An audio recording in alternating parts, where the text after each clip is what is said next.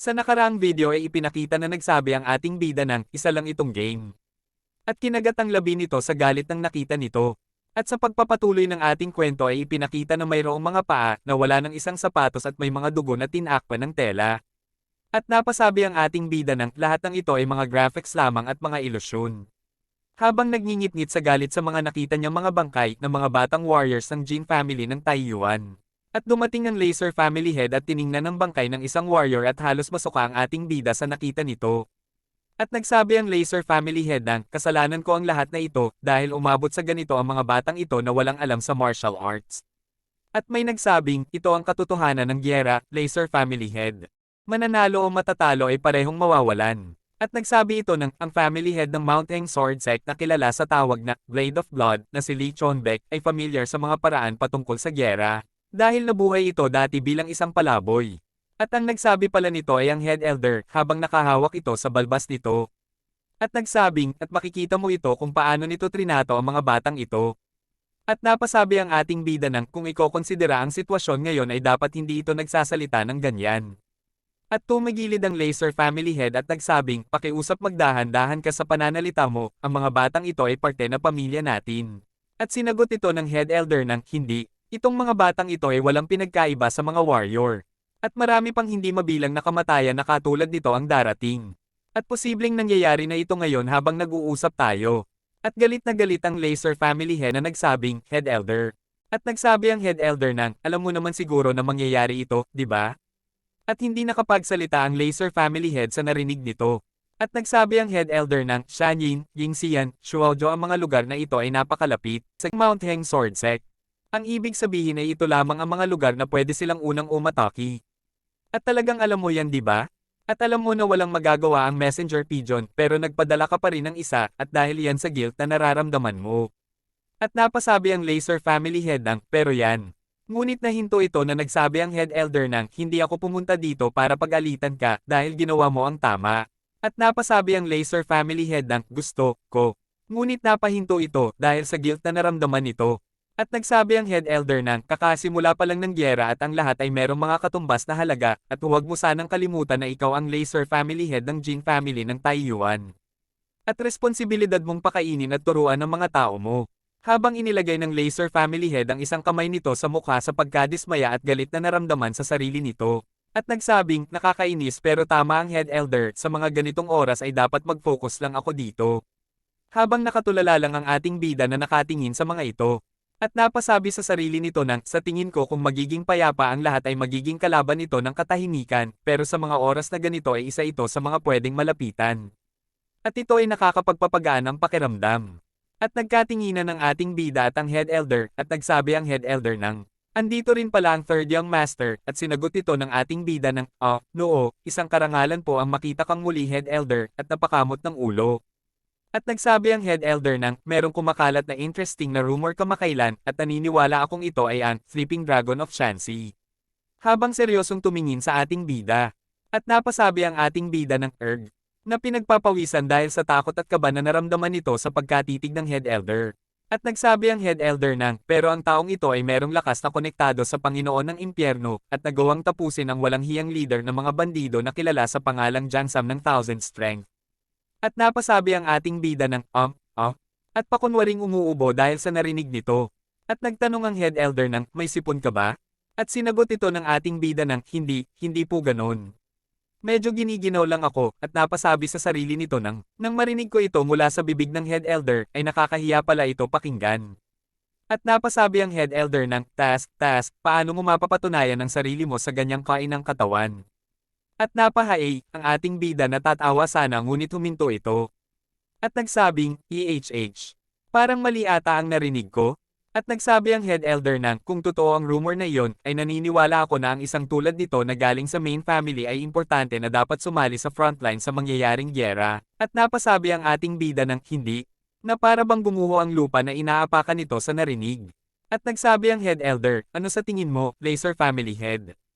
At napasabi na lang ang ating bida ng, wag, sabihin mo na hindi ako pwede, pakiusap habang nakatingin sa Laser family head at itinaas ng ating bida ang isang kamay habang nasa kunwari nasa bangin ito dahil sa sinabi ng head elder. Ang natahimik saglit ang Laser family head at nag-isip. Habang kunwari nakabitin ang ating bida sa bangin na kanyang ini-imagine.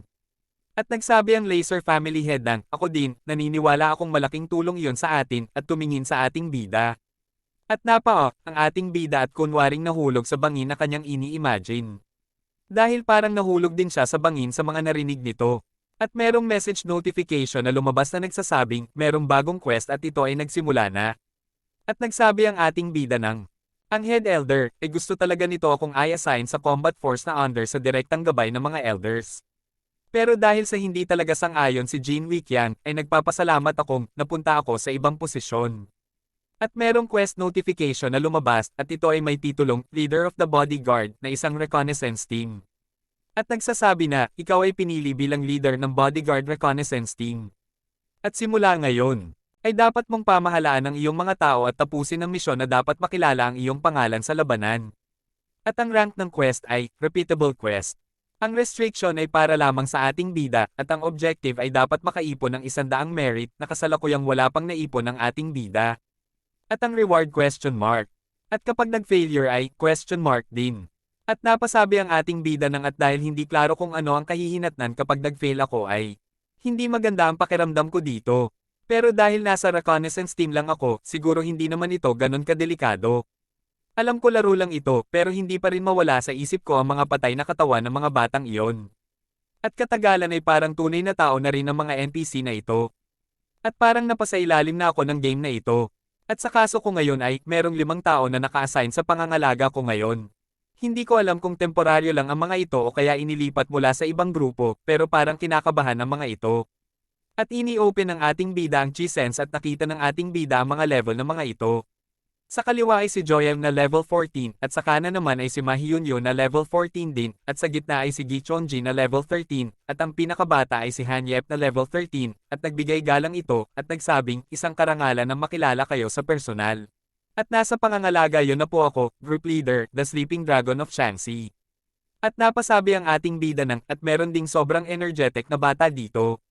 At si Hyuk Mujin na level 22 na nagsabing, so, sa ganitong paraan pala tayo magkikita ulit, third, young, master. Na may tonong pagmamalaki at ngumiti. At napasabi ang ating bida ng, at ang huli ay itong nakakaasar na bastardong ito. At napabuntong hininga ang ating bida at napasabi sa sarili ng, kung siniswerte ka nga naman. At nagsalita ang ating bida at nagsabing, naka-assign ako bilang inyong leader sa Bodyguard Reconnaissance Team. Ako si Jin Taekyang, nice to meet you guys. At pumalakpak si Han Yup dito, habang nakatingin lang ang iba sa ating bida. At napantang kwento sa Laser Family Head na nasa bintana na para bang may iniisip at lumapit si Weeping at nagsabing, at ngayong tanghali ay aalis na sila at makakarating ang mga ito doon sa loob ng 2 araw. At napasabi ang Laser Family Head ng, At nagsabi ng, oh, tungkol ba yan sa Taekyang ko? Naka-assign ito bilang parte ng reconnaissance team ng Jin family ng Taiyuan. At nagsabing, ihinto muna ang pagtrato kay Taekyang na parabang isang maliit na bata. Isa na itong tunay na lalaki. Sigurado akong maayos lang ito. At napasabi si Weeping ng, hindi ako makapaniwala sa nangyayari ngayon. At nagsabi ang Laser Family Head ng, sa kabilang dako, tumingin ka. At tinuro ng Laser Family Head ang dumating na messenger pigeon at nagsabing, mukhang mayroong balita na galing sa Lower District Sect na dumating. At binuksan ng Laser Family Head ang sulat at ang nakalagay dito ay, sa pangunguna ng 1 strike, 1 kill, na si Jopil, ay merong 40 warriors itong kasama at nagpakita ang mga ito sa Xinjiang. At napasabi ang Laser Family Head ng, nasa Xinjiang na ang mga ito. Kahit elite forces na ang mga ito, ay hindi pa rin ako makapaniwala na nakaabot sila ng 100 li, sa loob lamang ng 1 araw. Ang 1 li ay katumbas ng 500 meters. At kapag nakalampas na ang mga ito sa Hengshui ay susunod ay sa Taiyuan na sila. Naikinabigla ng Laser Family Head. At dahil hindi pa nakabalik ang ibang member ng main family. At kapag nagpakita ang isang tao na tulad nito na kilala na walang awa at brutal na pumapatay na ang 1 strike, 1 kill, na si Jopal. At napasabi ang Laser Family Head ng, baka hinahabol sila nito. At napasabi ang Laser Family Head ng, Weeping. Bilis at magpadala ng 50 na tauhan at papuntahin sa Xinjiang. At kailangan nating magpadala ng support. Na may pagmamadali, at napasabi si Weeping ng, teka lang, my lord. At napasabi ang Laser Family Head ng, Tay. At nagtanong kay Weeping ng, saan nga ba papunta sila Taekyang? Na pinagpapawisan. At sinagot ito ni Weeping ng, sa Xinjiang, my lord. Sa pagpapatuloy ng ating kwento ay ipinakita sa may kakahuyan na may nagsabing balik sa posisyon. At nagsabi ulit ng magbukod-bukod. At regroup. Tapos line up. Balik sa formation. At iyon pala ang ating bida na tinitraining ang mga tao nito. At napasabi ng, "Oho, hindi pa ganun katagal simula nang tinuruan ko ang mga ito hindi na masama." At napasabi sa sarili nito ng parang katulad lang sila ng mga iyon, yung mga F-rank hunters sa tunay na mundo na di alam ang mana. Pero ang mga NPC ng mga ito ay mas magaling sa mga iyon. Dahil nakakagamit ang mga ito ng ibang klaseng form ng chi. At may biglang nagsabi ng, "Oh, sang na. Hindi ko na kaya ta." At itinapon ng shield nito sa lupa at nagsabing, "Third young master. Sa tingin mo ba isa lang joke ang gyera?" Habang nakaturo sa ating bida. At nagsabing napaka-importante ng oras. At dapat hindi mo ito sinasayang pero tingnan mo kung ano ang ginagawa mo ngayon. At napabuntong hininga ang ating bida at nagsabing. At tapos pinupuri ko itong mga gagawang ito. At nagsabi ang isang warrior ng tama si Hyuk Mujin at nagsabi din ang isa ng oo tama, hindi naman tayo parte ng Imperial Army. Habang hinihingal. At nagsabi si Han Yep ng siguro merong purpose ang group leader kaya pinapagawa sa atin ang mga ito. At sinagot ito ni Hyuk Mujin ng parang gagawin naman ito nito. Nang may naasar na tono. At nagsabi ang isang warrior ng tinuturuan tayo nito ng battle formation sagot nito sa sabi ni Han Yep. At nagsabi si Hyuk Mujin ng siya pa rin yung third young master na ng babae lamang simula nung bata pa ito. At wala itong alam pagdating sa gyera at kahit anumang taktika sa pakikipaglaban. Na dapat ay tapat itong nag-e-ensayo patungkol sa pakikipaglaban at gyera. Pero sa kabilang dako ay nagbibigay lamang ito ng aksidente sa kapaligiran. At ang lahat ng ito ay dahil sa kanya. At ang taong naging dahilan ng gyera ay ang third young master din. Habang galit na nakatingin sa ating bida. At biglang nakarating sa may likuran ni Hyuk Mujin ang ating bida at nagsabing, sana napagtanto mo na ang ginagawa mo ngayon ay maiikonsiderang pag-aalsa. At napasabi si Hyuk Mujin ng, sa pagkabigla nito. At humarap ito sa ating bida at nagsabing, haha, ano naman kung nag-aalsa ako? Ano naman ang magagawa mo dito? Habang nakangisi at dinuduro ang ating bida. At nagsabi ang ating bida ng, tingnan natin. At dahil nasa gyera tayo ngayon, gagamitin ko ang autoridad ko bilang isang group leader ng team para isito lang isyong ito sa pamamagitan ng 3 sampal sa iyong pisngi. At nagsabi si Hyuk Mujin ng, sino ka naman? Ngunit napahinto ito ng sinampal ito ng ating bida at nagsabing, unang sampal. At napasabi si Hyuk Mujin ng, sino ka naman sa tingin mo? At napahinto ito ulit ng sinampal ulit ito ng ating bida at napaerg. Sa sakit, at nagsabi ang ating bida ng pangalawang sampal. At nagsabi si Hyuk Mujin ng, ikaw na tang na ka. Nagalit na galit at umatake sa ating bida, ngunit iniwasan lang ito ng ating bida at nagsabing, pangatlong sampal. At sinampal ng ating bida si Hyuk Mujin. At nanigas sa gulat ang mga warriors sa nakita nila. At nakatulog si Hyuk Mujin sa pangatlong sampal ng ating bida. At pinagpag ng ating bida ang kanyang mga kamay at nagsabing, ang break time ay tapos na, at maghanda na at aalis na tayo. At sinagot agad ito ng mga ito ng, yes sir. At nabigla ang ating bida nang may napansin siyang Snow na nahulog sa mukha niya at nagsabing, nagsimula ng Snow. Habang inakay ng dalawang warrior ang hinimitay na si Hyuk Mujin. At nalipat ang kwento ng may ipinakitang isang machete habang merong mga Snow na nagbabagsakan. At meron ding nakakalat na mga dugo mula sa bangkay ng mga pinaslang ng may mga dalang machete. At pinalibutan ng mga may dalang machete ang mga kasamahan ng pinaslang ng mga tao. At may umiiyak at mayroon ding nagsabing ama habang nakatingin sa isang bangkay. At tumatawa lamang ang grupo ng mga pumaslang dito. At may isang babae ang nagsabing, Great Lord, pakiusap pakawalan mo itong mga batang ito. At ngumisi lang ito at nagsabing, sorry, pero sa kasamaang palad hindi ako isang Great Lord. At nagsabi ang babae ng, pero isa ka pa ring tao. At paano ka naman aabot sa ganoon sa mga batang wala namang ginagawang mali? At niyakap ang anak nito. At nagsabi ang lalaking may hawak ng machete ng, pero alam mo naman na malupit ang mundong ito, paano kaya ito makakasurvive kung wala ang ina nito? At galit na nagsabi ang babae ng, ikaw na walang awang bastardo ka. Plano mo na talagang patayin kaming lahat sa simula pa lang. At nagsabi ang lalaking may hawak ng machete ng, ito ba ang mga huli mong mga salita? Okay, tatandaan ko iyan at itinaas ang machete nito at pinatay ang mag-ina. At pinatay din ng mga tauhan nito, ang mga kasamahan ng mag-ina. At nagsabi ang kasamahan ng may hawak ng machete ng, sa tingin ko magpipiesta ang mga mababangis na hayop ngayong gabi dito. At nagsabi ang lalaking may hawak ng machete na siyang leader ng mga ito ng, hindi, tayo rin ay mapipiesta.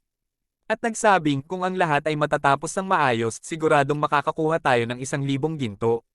At tumawa at nagsabing, hindi ako makapaniwala na ang pagtugis ko sa mga bastardong Jin ng Taiyuan ay sa wakas andito na.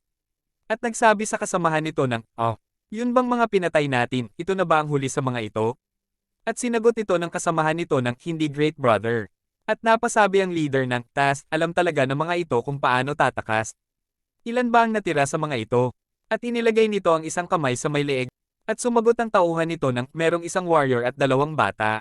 3 lahat sila, at narinig ko na nakalampas na ang mga ito sa Zhengyang at papunta na ang mga ito sa Hengshui habang nag-uusap tayo ngayon. At hindi na kailangan ng Great Brother na sumali dito, payagan po ninyo ako na tapusin ito ng mabilis. At nagsabi ang leader ng, oho, gagawin mo yan para sa akin? Talagang kilala mo na talaga ako.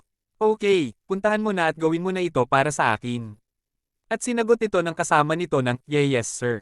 At balik tayo sa team ng ating bida, ay ipinakita na nagising na si Hyuk Moo Jin galing sa pagkahimatay, at tumingin ito sa paligid at nang makita nito ang ating bida ay tumayo ito at sumugod agad sa ating bida at nagsabing, tang na ka. At umataki. Habang nakaupo lamang ang ating bida, at tumilapon si Hyuk Moo Jin pabalik sa lugar kung saan ito nagising at nahimatay ulit.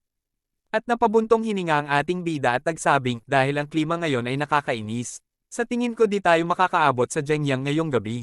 Pero at least nakakita tayo ng bakanteng kubo para mapapagpahingahan.